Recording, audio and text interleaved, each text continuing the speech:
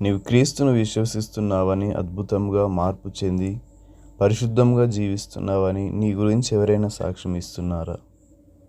నీ గురించి వారిస్తున్న ఈ సాక్ష్యము వారికి అవమానకరముగా మారకూడదు. ఏ సాక్ష్యం అయితే ఇతరులు మన గురించి ఇస్తున్నారో ఆ సాక్ష్యానికి తగినట్లుగా మనం జీవించకపోతే ఆ సాక్ష్యం ఇచ్చిన వ్యక్తి అవమానానికి గురవుతాడు.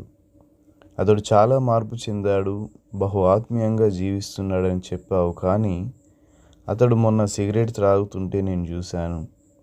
ఫలానా వ్యక్తి గురించి నీవు చాలా మంచివాడని, ఆత్మీయుడని చెప్పావు, కానీ వారిని నేను బస్టాండ్లో చూశాను. అందరూ చక్కగా వెనుక నుంచి బస్సు ఎక్కుతుంటే వీడేమో ఆడవాళ్ళను తోసుకుంటూ వారిని ఇబ్బంది పరుస్తూ బస్సు ఎక్కడం నేను చూశాను. ఇదా నీ వాని గురించి ఇచ్చే సాక్ష్యమని అంటే సాక్ష్యం ఇచ్చిన వాని పరువు ఉంటుందా? ఒకసారి ఆలోచించండి. ఎవరైనా మన గురించి మంచి మాటలు చెప్తే వారు చెప్పిన సాక్ష్యమునకు తగిన జీవితం మనం జీవించాలి. ఇదే దేవుడు కోరుకుంటున్న ఆత్మీయత. సొలొమోను గూర్చి షేబా దేశపు రాణి విని తాను విన్నది నిజమేనా, వెళ్ళి చూద్దామని చెప్పి సొలొమోను యొక్క రాజ్యాన్ని, అతని పరిపాలన విధానాన్ని చూడడానికి వచ్చింది.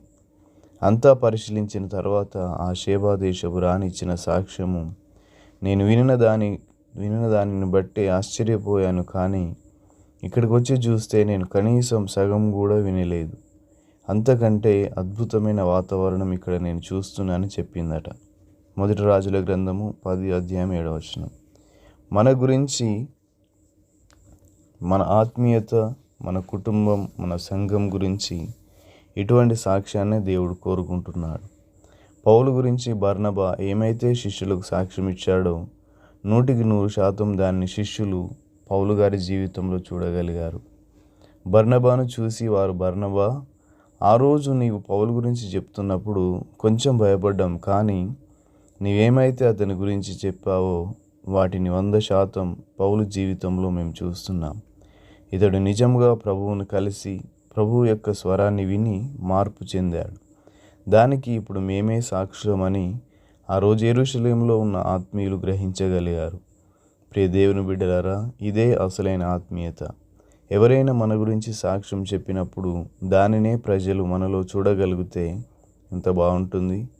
ప్రభువా, నేను చేసే పనులు, నా మాట తీరు చూసి ప్రజలు ఏమనుకుంటున్నారో అంతకంటే గొప్ప ఆత్మీయతను మొదటిగా నా హృదయంలో దయచేయము. నా గురించి ఆత్మీయులు, నన్ను ప్రేమించేవారు ఏమనుకుంటున్నారో, ఏమని సాక్ష్యం ఇస్తున్నారో దానిని నేను వమ్ము చేయకుండా సహాయం చేయండి అని ఇప్పుడే ప్రార్థన చేయి. ప్రభువా, నీ కొరకు కనిపెట్టుకుని వారిని నా వలన సిగ్గు కలగనీయకుము. దేవా, నిన్ను వెదకు వారిని నా వలన అవమానము నొందనీయకుము. కీర్తనలు 69:6. Thank you. God bless you.